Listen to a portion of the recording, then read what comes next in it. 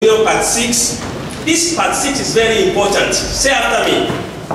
This is my year of dominion. This is my year of dominion. Satan, listen to me. Satan, listen to me. If you have taken any part of my past, If you have taken any part of my past, I will not give you any of my future. I will not give you any of my future. For the rest of my life, For the rest of my life, I will be fruitful, I will be fruitful, multiply, multiply, fill the earth, subdue it, subdue it, and then have dominion. and then have dominion. There is nothing you can do There is nothing you can do about that. about that. Get away from me. Get away from me. So please make this year a determination to live in dominion.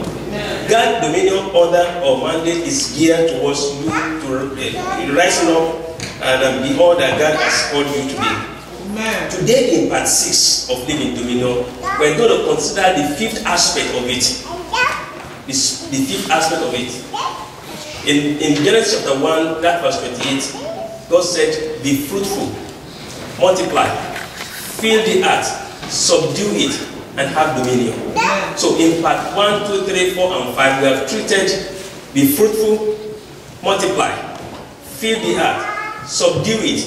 Now in part 6, we are going to have dominion. So that we will see in summary all that we have said in part 1, 2, 3, and 4, and 5. You see everything summarized in the last part or the last aspect of this mandate. Have dominion. In the first aspect, what we want to consider today is the how and why of creation. The how and why of creation. God's instruction to us to have dominion, although established in that Genesis chapter 1 verse 28, is also apparent in Psalm 8 verse 3 to 6. So apparent. When I consider your heavens,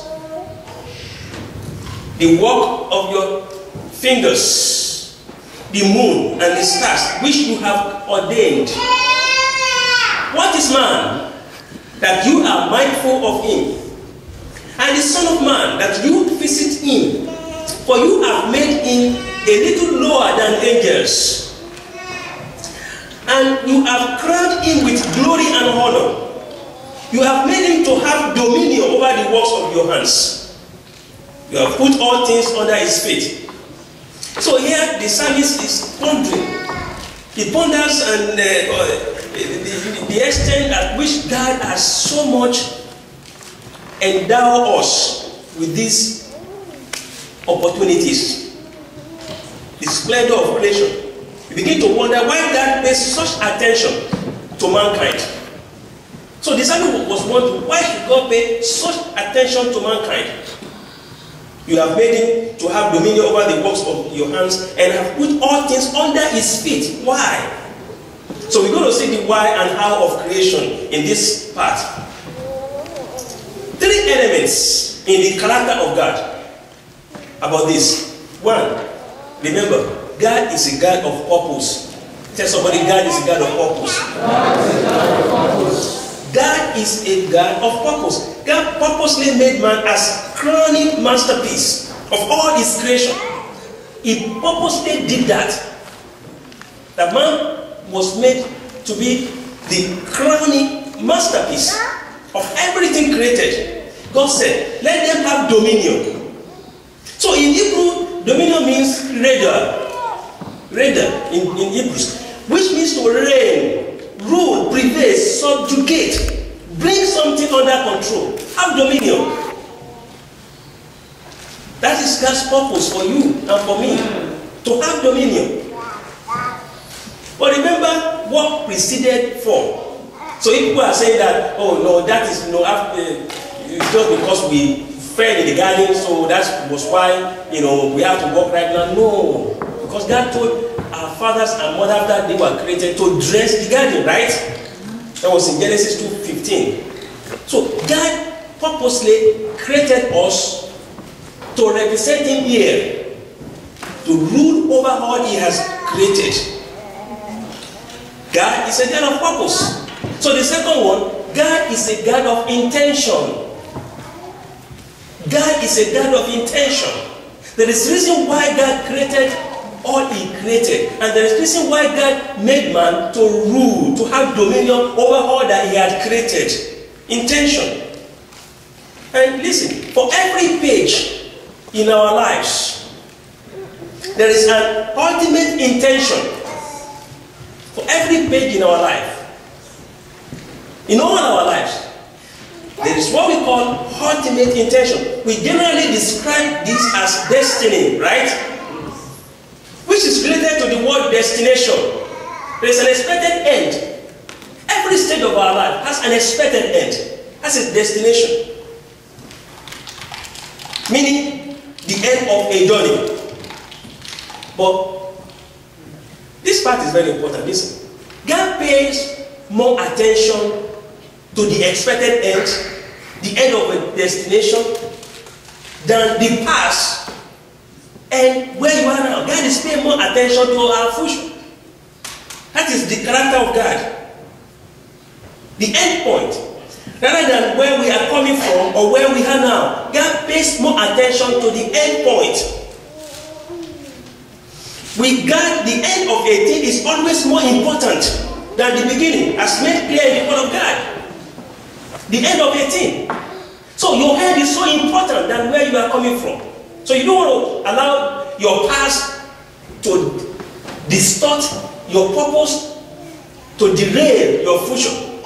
Job 8 verse 7. I want us to have that determination.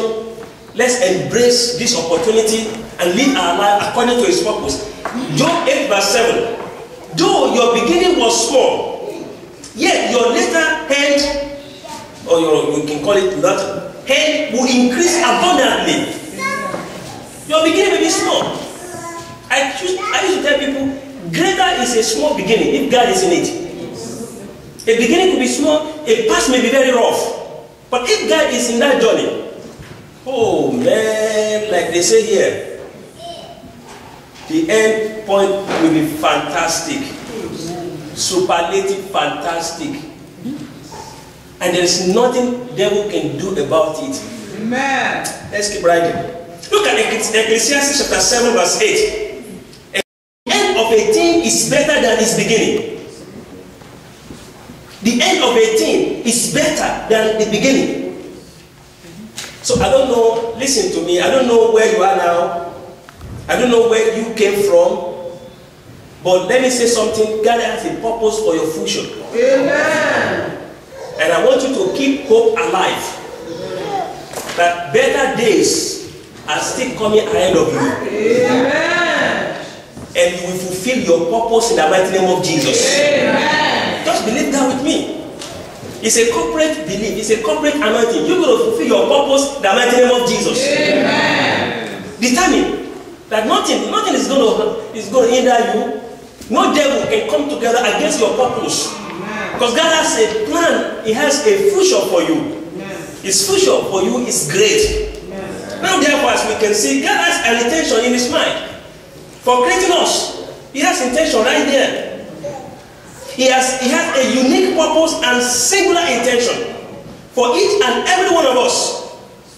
And He has concluded and declared our end from the beginning, and it's a good one.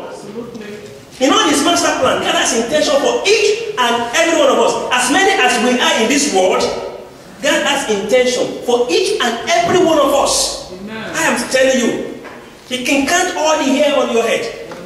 He knows all about you. He knows you better than you know yourself. Oh, yes. Jeremiah 29 verse 11. The thoughts that I think toward you, says the Lord, thought of peace and not of evil, to give you a future and a hope. In fact, I like the way King James Version put it.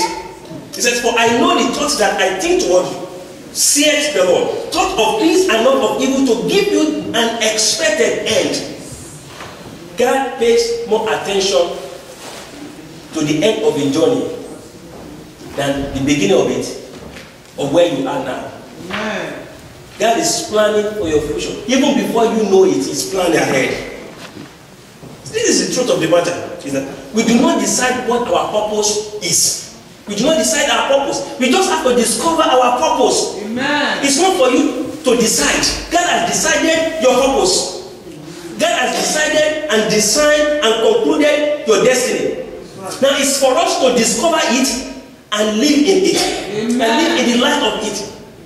It's our responsibility to do that. And you know what? His purpose and plans for us individually is an extension of his universal master plan and purpose. His job description for mankind is dominion. To have dominion, that's our job description. To have dominion, to rule, that's our job description. God is a God of process. Tell somebody, God is a God of process. God is a God of process. So don't forget, God is a God of purpose. God is a God of intention. God is a God of process. This aspect, human beings, we don't like it. Now I'm going to tell you why. Process. We don't like process. Now let's go. I don't want to jump to conclusion. Ecclesiastes chapter 3 verse 1. To everything there is a season, a time for every purpose under heaven. Many believers don't understand this side of God,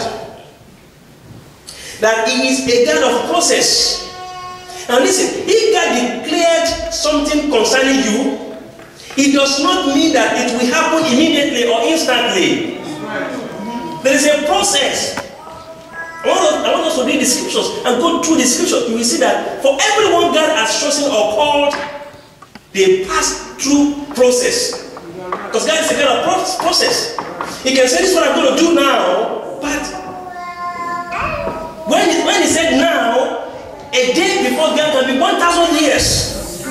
And 1,000 years can be just one day. It's a God of process. And this we don't like.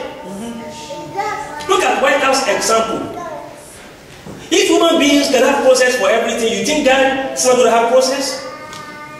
Even if we know that you can become president of the United States, you got to pass through the process. That's right. You got to pass through the primary. You got to go to all those Iowa, go to all those things and go and demonstrate. Then if you are eventually nominated to represent your party, you got to face the opposition, face the opponent, you got to campaign, you got to speak to us. We want to see you speak.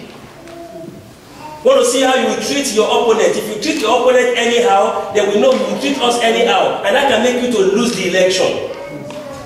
So if eventually you won the election, if you won, then you'll be in the White House, and they will take you through the process of what they call swearing in and all those things, and then you are now fully. Even when you make a mistake, even in the course of swearing in, they must do it well. They must repeat it. History said it. One time when Obama, I don't know if that's the second one or the first one, they said there was one little bit of mistake. They have to repeat that because there's a process, so we can fully say this is the president of the United States. Look at Joseph's example. Joseph had a dream, God designed everything. I'm going to rule. Yeah, you're going to rule. You're going to have dominion. Even over your brethren. God told him that. He knew that. But God did not tell him his process. That's right. Pit to Potiphar house to prison. He passed through the process. Eventually, he got to his destination, his expected end. He ruled over his brethren, and he became a prime minister in a foreign land. God is a God of process. Amen. Live in dominion.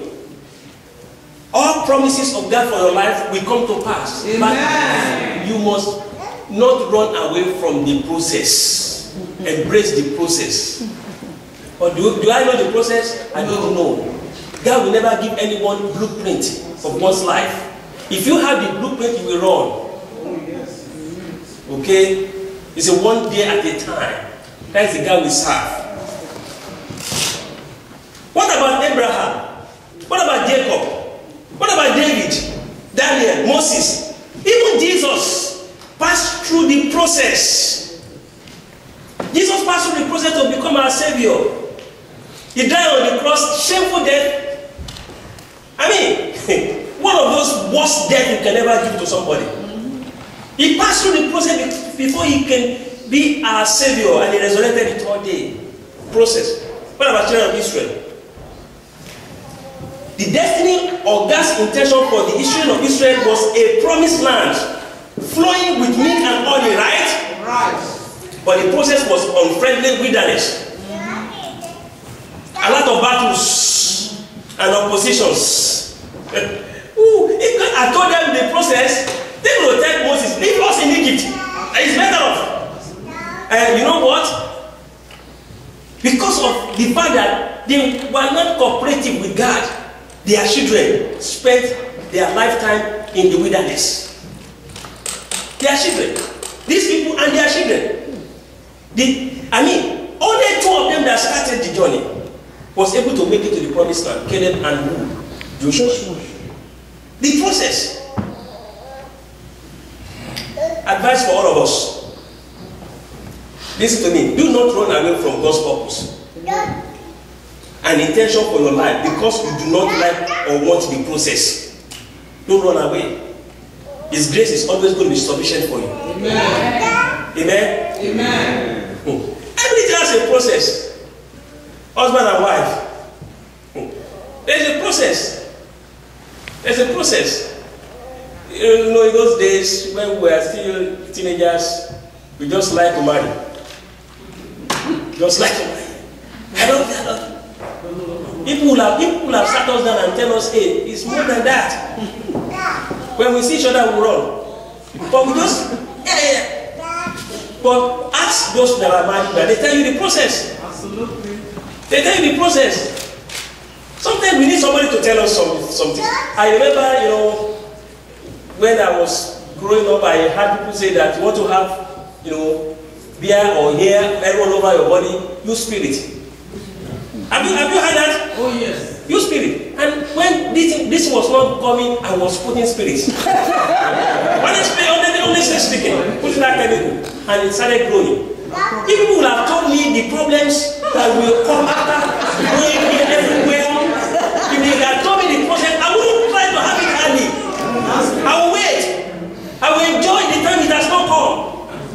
But now you got to cut it here, you got to shape it, you got to shape that. If you're not careful, you're going to use blade, going to cut you. Nobody will tell you the process. But for everything, there is a process. That's right. Amen? Amen. Okay. Dominion process. Am I telling you something? Oh yes. God built man. There's a construction process in man. God constructed man. We were constructed. Construction is a process. God designed us to look and function like him. Look at Philip's question in John chapter 14.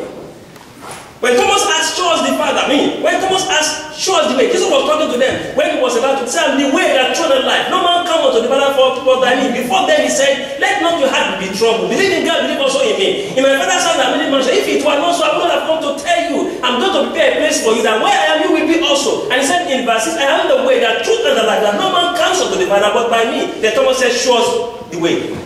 So Jesus now explained to him the way. He said, I'm the way, I'm the truth, I'm the life. You cannot come to the Father except by me. Now, after he heard that, Philip said, okay, you want to go to the Father by you. Okay, show us the Father. If you can show us the Father, this will be enough for us. It will be sufficient for us. These two apostles had one of those best questions ever. Show us the way. When he said he's going to prepare a place, Thomas wanted to know the way. And he explained to him, I am the way. I am the truth. I am the life. And Philip said, okay, if you are the way, you are the truth, go to the Father and show that Father. And Jesus told him, Philip, since I've been with you, you have not known the Father. Anyone that has seen me, I've seen what? The Father. We are the masterpiece of God. Anyone that has seen us should see God in us. In fact, we are the temple of God. God is inside in us. We have the capacity to contain God. This is our container. We have the capacity to contain God.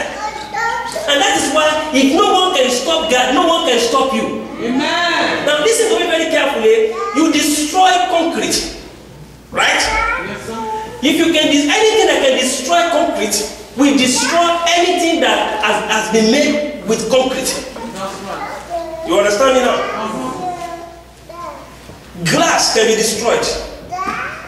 Anything that can destroy glass will destroy tumblers or cups, glass cup, made from glass, right? Yes. Because we are created in the image of God, in the likeness of God. Anything that can destroy God will be able to destroy us.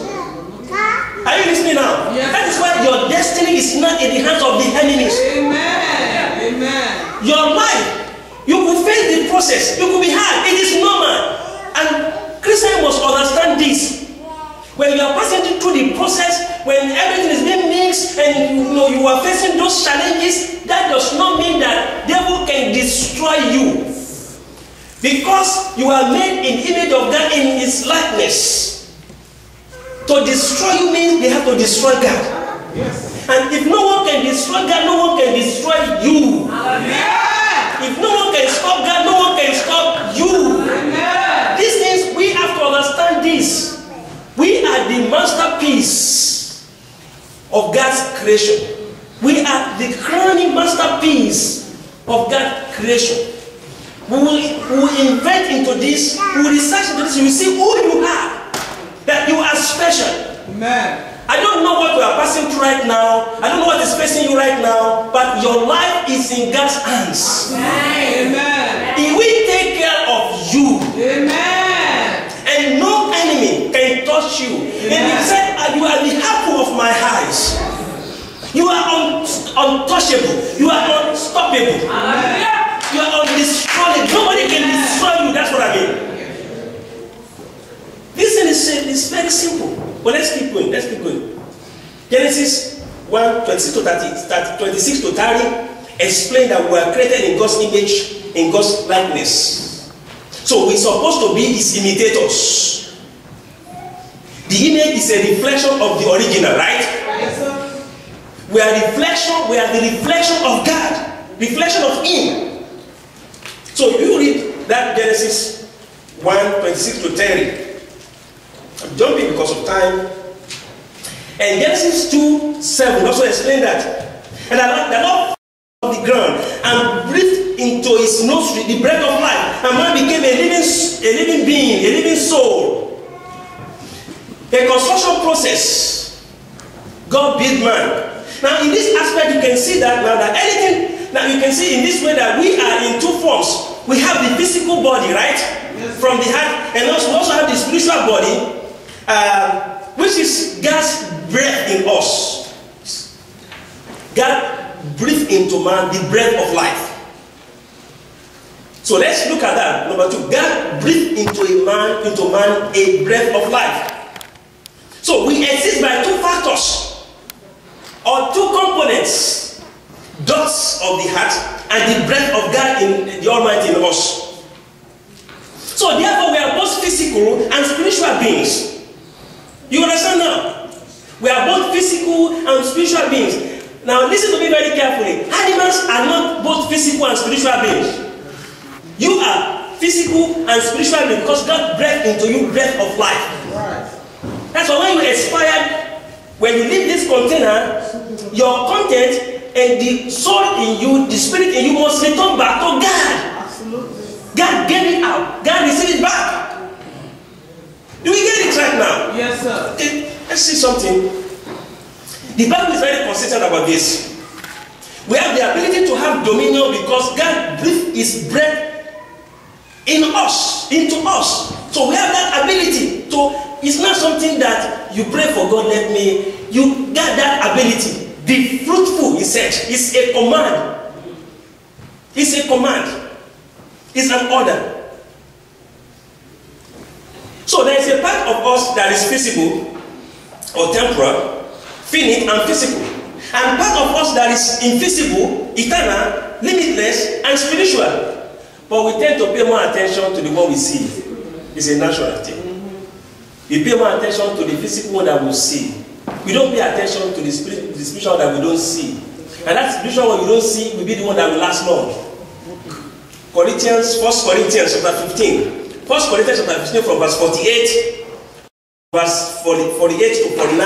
As was the man of dust, so also are those who are made of dust. And as is the heavenly man, so also are those who are heavenly. And as we have borne the image of the man of dust, we shall also bear the image of the heavenly man. So we carry both. So there is is more to our lives than that which we can see. More to our lives than the things that we see. So many people only relate to the one that they see, physical and the physical aspect of us, and fail to realize or understand that there is more to us than that aspect. Else, before we can really live in dominion, one, we must learn to go beyond what is really visible and look beyond our natural abilities. We have to look towards the supernatural, the celestial. If we are really going to live in dominion, beyond our natural abilities and inabilities, tapping into the power of God's breath in us. So we have to keep our connection with God intact. Without Him, you can do nothing. God bless man. That aspect is very important as we join it together now.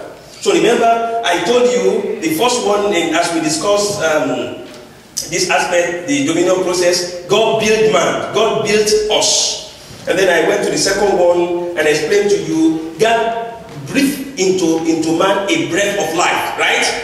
Now we go to this third one, which is God bless man. This empower him to prosper. So without those blessings, we cannot have dominion. So that was why the blessing of God preceded when He said, be fruitful. After man created man, after God created man, He blessed man. So you are blessed. Honestly speaking, let's see the scripture. Genesis 1:28. Genesis 1:28. Then God blessed them. God blessed us. You have the power to have wealth through God's blessings in your life. Right. You have been empowered to be fruitful. God had imposed on us His blessings. That was not given to animals. Was not given to any other creation. But to us. Then God blessed them. And God said to them, be fruitful. It was after God blessed us. It's a component. It's a different component. So two parts in this verse 28. The blessings of God and then the issue of dominion of God. So God bless us so that we can produce, so that we can have that dominion, so that we can multiply, so that we can fill the heart. God bless us. Amen. And God said to them, be fruitful and multiply, fill the earth and subdue it, have dominion over the fish of the sea, over the birds of the air, and over every living thing that moves on the earth. In this land of America, you will prosper. Yes. In this land, you are, or wherever you are hearing this message, in anywhere the sole of your feet is striking, the anointing to prosper has been imposed on you, and you have no any option but to prosper in the mighty name of Jesus. Amen. God bless them. You are blessed in the name of Jesus. Amen. You are not cursed in the mighty name of Jesus. Amen. By the reason of the anointing over my life, in this land, you will see the good of the Lord. Amen. On every land of the living that you find your way or opportunity to tread on, you will see the good of the Lord. Amen. In the mighty name of Jesus. Amen. You are blessed. Amen. We have been blessed. See, this is not something that we have to struggle and struggle. We are blessed. But we just have to have this understanding. And that is why this message is coming to you right now. Living dominion is coming to you. You just have to have this understanding. The better you have understanding, the more you have understanding, and the earlier you have understanding, the better your life will be. Amen. So just get this understanding, brethren, and live in the light of God's word. See, what do you think God's blessings will do? God's blessing promotes, elevates, advances, and prospers. Amen. The word you are blessed, that said God bless them, has to do with promotion, has to do with prosperity, has to do with elevation, advances. The blessings preceded the order of mandate of dominion, and it's quite different from that mandate of dominion. God blessed them, and then He went further to say they must have that dominion. Be fruitful. It's an order. It's a mandate. But the mandate did not come before the blessing. So God is a God of orderliness. He pronounced the blessing. Then because He has blessed them, then He gave them the mandate. Say, go in the light of my blessings. Amen. Go and be all that I have said you will be. Amen. So God has blessed you. Amen. So go this year, claim all that God wants you to be. Don't give up. Don't turn back at the point of victory. Amen. Don't turn back grace of God will be sufficient for you in the mighty name of Jesus. Amen. Amen. Now listen, this blessing that God pronounced is not a future event. This blessing is not a future event. You have been blessed. Whenever you face issues of life, remember you have been blessed. Amen. It's not that you will be blessed. No. Am I talking to somebody today? Oh, yes. Whatever you are passing through, blessings of God in your life is not future event. You have been blessed. Amen. God blessed them. Amen. That then included you. As long as you came out of a woman's womb, as long as you are a man, you are a human being, you have been blessed. Amen.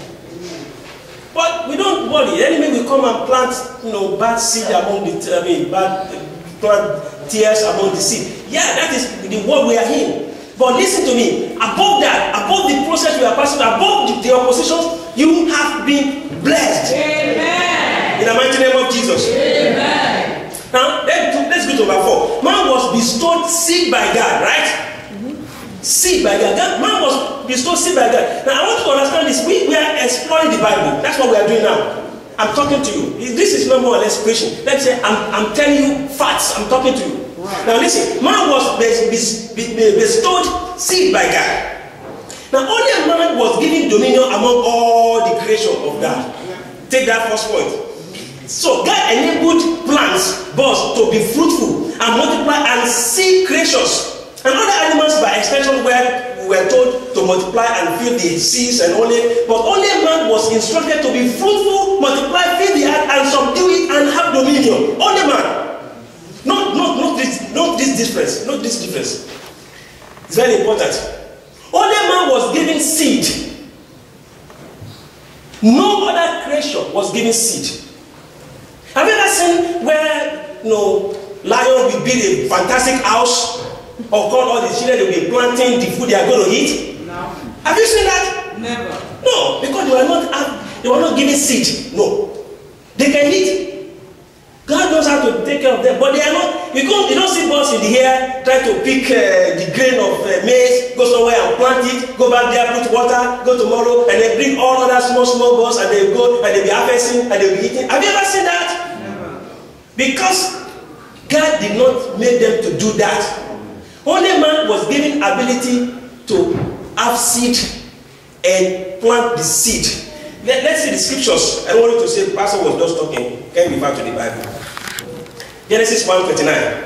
Genesis 1:29. And that ye seed, which is on the face of all the earth, give it to man. And every tree whose fruit yields seed, to you it shall be for food. Look at this, verse 30.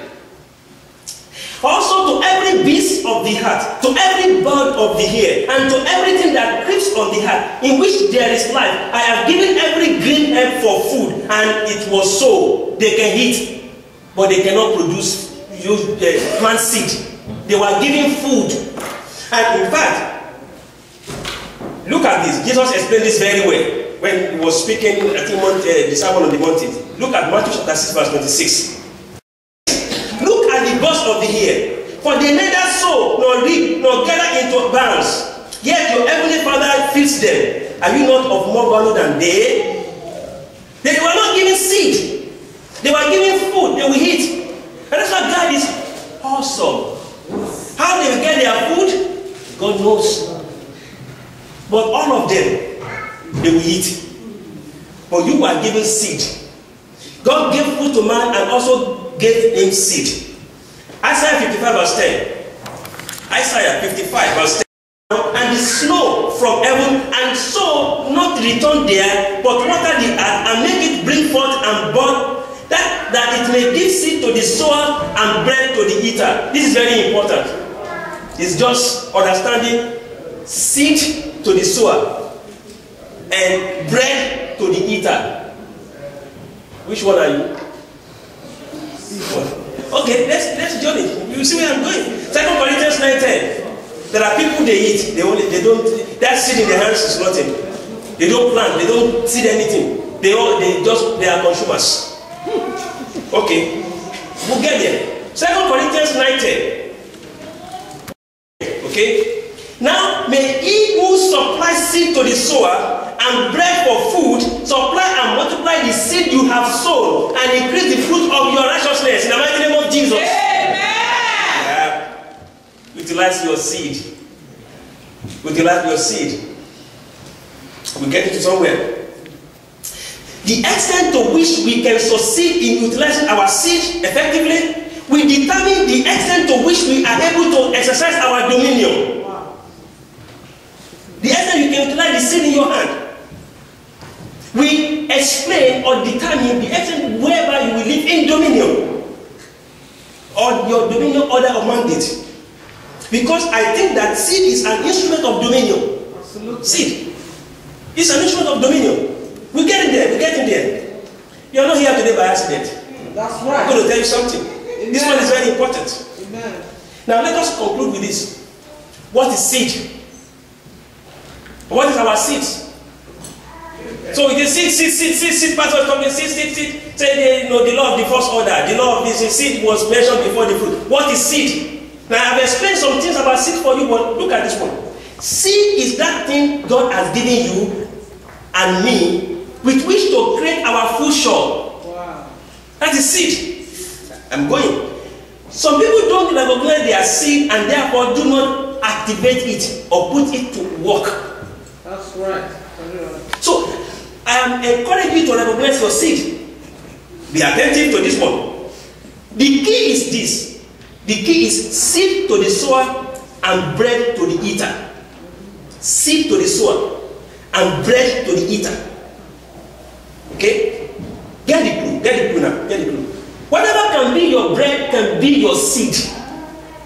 Your seed is inside your bread. Don't eat all the bread. Reserve the seed. Now listen to me. Whenever you find your bread, your seed is usually hidden inside it. Wow. And you know? Hi. Yeah. The next question. How will I recognize my bread? Right. Because if I don't recognize my bread, how do I know that my seed is inside my bread? Absolutely. Are you with me? Yes, sir. Okay. Let me get ready. Anything God had given you to enjoy is bread. That is bread. Food, peace, or mind. Peace of mind, material possessions, good health, influence, etc. I can continue to name them. The key is how to turn each of these things into seed instead of eating everything. Some people, they consume everything. No tomorrow. And that's why organization, even America, we tell you, contribute into social security. Absolutely. Contribute into retirement, 401k. Don't spend all the money. Inside the bread, money is the seed. Take it out. I have seen people, they will spend the whole thing, even their capital. They are not wise. When anybody consumes everything, capital, everything, bigger problem. Hello? Hi. Your seed is inside your bread. Your bread is opportunity that you have right now. Absolutely. As you are working now, you may think you are stupid. When you take part of your salary and you invest it, there's a risk in everything. I've had people, when they put their money into the market, when the market is crashing, they go and withdraw it. Why are you withdrawing it? If you are not smart and if you are not bold, you don't have the heart. Why did you go there even? In investment, there is risk. Absolutely. The loss of some people is your gain. Absolutely. You get it? Yep. When hey, the market is dumping, oh, wow, I like it. Right. But if today it is crashing, you listen, oh, you should like it. Your seed is inside your bread. Your bread is all the opportunities that you have. When you have that opportunity, don't eat everything. I have seen people, they don't have plan. They just buy. Everything is buy. They spend all. They will even spend, they destroy the seed. I'm sorry. John 12:34.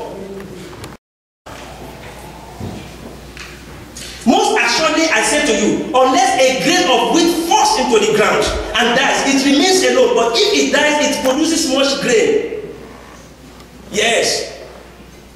That seed until you go and invest it. Jesus. So you can get more bread. So you don't spend all the thing. You invest, you keep. Listen. Everything that our Lord brings our way, learn to sow some of it. Amen. So let me ask you one question. Why is it then that people don't want to sow? Or that they find it difficult to sow the seed? Even when they discover the bread and they discover the seed inside the bread. But they find it difficult to sow. You know what? See, whatever you have sown, you do not run out of it. You do not run out of it. Of course, by the grace of God. Anything that you have sown, you don't run out of it. If you're a farmer, you will harvest everything and you sell everything. You will run out of it because you're going to go and buy again to the seed to plant again. Absolutely. But if you sow some of those things that you harvested, you never run out of that commodity. Absolutely. Learn to make better use of the seed in your hand. Amen. When that seed becomes bread, don't eat all the bread. Live in dominion. You must have this understanding. In handling every issue of life, these understandings differentiate a man from a boy. Right. A woman from a girl. This understanding differentiates both. And if by any mistake, a man and a girl are together as husband and wife, they could have a problem. Absolutely. Or a woman and a boy as husband and wife, they could have a problem. But when a man and a woman are together, they get this understanding. What am I telling you? They're going to break through. They will live in dominion. They will be fruitful. They will multiply. They will spread. They will feed the heart. They will subdue it. Amen. Because of this single understanding. That's true. They say this, even our mothers, they always say that don't use all your 10 fingers to eat. They are not saying that dip all the 10 fingers. They are telling you that when you have food, don't eat everything. Reserve for the rainy days. Plant the seed. So, first, bread brings about immediate enjoyment. This is the reason why. No, remember the question I gave you. Why is it then that people don't want to sow? Or that they find it difficult to sow? This is the reason. First, bread brings about immediate enjoyment. The bread, you eat everything. I love it. Now, listen, whereas the enjoyment in the seed is delayed and desire to delay gratification is contrary to the nature of a fallen man. Delayed gratification is contrary to what? The nature of a man. So when you say seed, you are delaying, you are kind of pushing forward the enjoyment. Whereas bread is right now, enjoy it right now. And human beings like right now. They say, I don't know the future, spend everything now. I don't know if I'm still going to be here. Spend everything now. The second reason why people don't want to sow. If you want to benefit from seed, you must release it. If it remains in your hand, it's a loan. You must release it. You are right. Which again is a notion that is contrary to our human nature, which from infant indulges a desire to hold on to things rather than release it as a child. Give it to me. No. A child is holding it in his hand or your hand. You say, give it to me. No. So we have that in us. Not to release what is in our hands. It is in human nature. You want to spend everything, you want to keep everything, you don't want to release. If you cannot release, that seed will remain alone. That's what the Bible is saying. I didn't say that. John 12:34. Most assuredly I say to you, unless a grain of wheat falls into the ground and dies, it remains alone. But if it dies, it produces much grain. We human beings don't want to release. Pay your tithe. Pay what tithe? He said, because I want what? I will open the door, the windows of heaven. Say, God, This one I see is better than opening the windows of heaven. This one I see. That is a promise, God. And if I don't have faith, how am I going to get it? So they hold on it. They hold on it. And the more you hold on it, the more that seed will remain alone. You cannot shake. It's a law. Harvest time and the seed time shall not cease. Amen. You don't plant, you don't have. That's right. You can do whatever you like. You can go on the mountain, go and do whatever you want to do there. But this one, you have to put it to action. Praise the Lord. Hallelujah. I will soon conclude. I'm going to conclude right now so we can go. You will bring glory to God when you rise and fulfill His desire for your life. You will bring glory to Him. To be all that you can be and have dominion. You are created for this purpose, to have dominion. That is what we call job description for man. Have dominion. But you have to have this understanding of what I'm explaining to you. Otherwise, it's going to be hard to carry out this mandate. You are created for this purpose, to have dominion. In 2014, is our year of dominion, and we shall live in this dominion. We shall come forth with testimony in the mighty name of Jesus. Amen. Our destiny will not be taken away from us in the mighty name of Jesus. Amen. If you have forgotten anything whatsoever, remember this. Remember this. It is God's purpose for you. You have been blessed. That Genesis 1:20 said, and God blessed them. You have been blessed. And God said, after He blessed them, be fruitful. Which means that blessings must produce something. Be fruitful, multiply, fill the heart, subdue it, have dominion. And that's what I'm saying today. God wants you to, don't listen to people. People will be saying, no, that is not for me. It's very hard. In my family, we are always like this. We are equal. We are equal. In fact, in my family, Pastor, you don't know anything. You don't know anything because you don't understand this. I don't understand that. I understand God's word. That even though what has been stolen can be returned back in folds. God can do it. God can turn any situation right. Your future, your present now is not as important to God as, your past and your present now, they are both not as important to God as your future. Right. The expected at the end of a journey is more important than the beginning of the journey and where you are now. God is taking you to a higher ground. The latter end will never be compared to the former. I will be blessed in the mighty name of Jesus. Amen. I don't know the project you have in your hands. I don't know your plans for your family. I don't know your determination. But one thing I know about God is that you are blessed. Amen. And you will see the good of the Lord in this land of the living. This concluded Live in Dominion series. And I want us to understand that this series comes to you so that you can understand your purpose in life, God's purpose for you. You do not determine your purpose. God has determined your purpose. God has determined your destiny, and enemy cannot destroy it. Amen. Enemy can succeed in destroying your destiny if enemy can destroy God. That's right. You are created in the image of God. You have the breath of life in you, which is the breath of God. You are taken from the heart, yes, but you have two components. You are taken from the hand, the body that we can see, and this breath of God is in you, which cannot be seen. And that is God in you. And anyone who can destroy that will be able to destroy you. But it is impossible to destroy God that is in you. So you must go in this order that God has given you.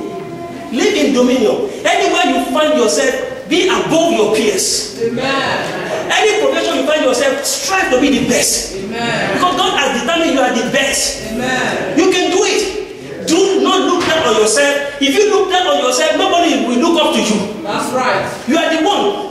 Blow your trumpet. Tell the people. Speak it out to the heavens that I am blessed. Blessed. My money is blessed. My money is blessed. My afternoon is blessed. My afternoon is blessed. My evening is blessed. My evening is blessed. I am blessed. If you find yourself in a class and something is like a challenge, a course is challenge to you, a subject is challenge to you, speak to that subject and say, who had thou this mountain before Zerubbabel? You will complain. Amen. But the next time I do this examination, I'm going to have a hey.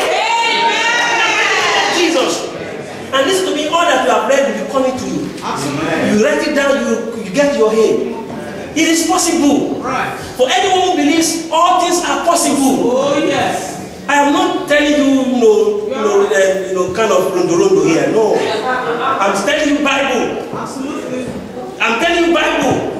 You are successful in the mighty name of Jesus.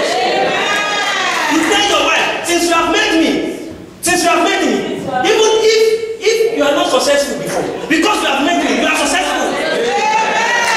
You tell your husband, listen to me. The day you make a decision to marry me, your life changed. Hallelujah. You tell your husband that. The day you decided to marry me, your destiny has changed. You are successful. Because I carry success. Because I carry victory. Because I carry.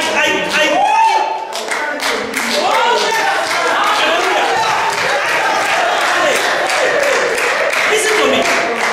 I read it. Obama and Michelle, they went to a restaurant in Washington. I read it. And the owner of the restaurant took opportunity and spoke to the secret agent and said, I want to talk to Michelle Obama, the first lady of the United States. He keep pressing. Then the secret agent went to the couple and said, the owner of the restaurant, maybe the chief chef or whatever, wants to talk to the first lady. Okay. Obama said, okay, go talk to him. So they went and they had some discussion, this and that. Then she came back. They started continuing their eating. The woman did not say anything. Then they said, Obama said, what did he tell you? What did Obama tell you? He said, the man that I've met him before, we were friends, he will have married me. Wow. I said, oh, okay. Okay, that's what I read. I'm just saying it. I don't come out of the Anyway, the president said, oh, okay. So if you had married that man, you own this restaurant.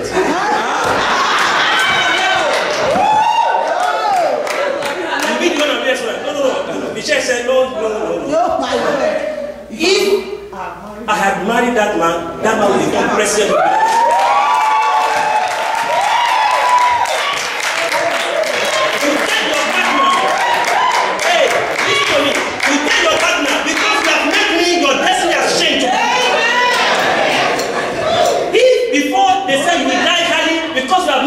Your life is prolonged. Amen. If they say you are not going to be successful because you have met me, anything you lay your hands upon must prosper. Amen. If people say that you are a failure because you have met me, you are a success. Amen. If people say that you are a victim because you have met me, you are a victor. Amen. If people say you spend your last days or your eternity in hell because you have met me, we shall spend our eternity with the Lord Jesus Christ in heaven. Amen. You say that. If people think that you will be an unbeliever because you have met me, you are not a believer in the Lord. Amen. You tell your partner. Absolutely. You walk tall. You don't say, I'm just managing. You don't know your partner is not managing you. Hallelujah. He's not managing you. Never. You walk tall. You let him be comfortable working with you. Absolutely. Let her be comfortable working with you. Tell your children, because your name is Adesoya, you have no option but to be successful. Absolutely. Do you listen to me? Yes. Because your last name is Adesoya. You must be successful. You tell your kids that. Hello. Tell your kids, in this house, failure is not the way. Because Jesus rules in this place. Don't get me going. No. Let us pray. Father, we thank you. Bless you. God. We thank you for this opportunity and the privilege to be a Christian. To be created in the image of God, in His likeness. Who art man that you are so mindful of us? Why do you pay so much attention to man? Father, we bless you. We appreciate your goodness. We appreciate your mind for us. We appreciate your purpose for us. We thank you for our job description. Dominion. Have dominion. It's our job description on earth. To be your representative, to rule over what you have created. Thank you, precious Lord. Thank you, Jesus. We promise you, Lord, by your grace and your mercy, we shall not fail. Amen. In this command, in this order, Father, we shall not fail. Amen. In this mandate, dominion. We shall not fail. Amen. In the mighty name of Jesus. Amen. We refuse to run away from the process, Lord. Amen. Because we know that at the end of the process, light will shine. Hallelujah. Eternity will be there. Amen. The expected end will appear. Amen. We refuse to run away from the process, Lord. Amen. By your grace and your mercy, we shall cooperate with you Amen. to see us through our journey. Amen. So that at the end of it all, we shall say, Lord, we thank you. We shall look back and we shall give you praise. Thank you, precious Holy Spirit. Blessed be your name forever. Hallelujah. In Jesus' name we pray. Amen. Amen. Amen. Let me tell you something that I saw when I was preaching. I saw something. See that daddy there? That daddy. You know that daddy? You don't know that daddy?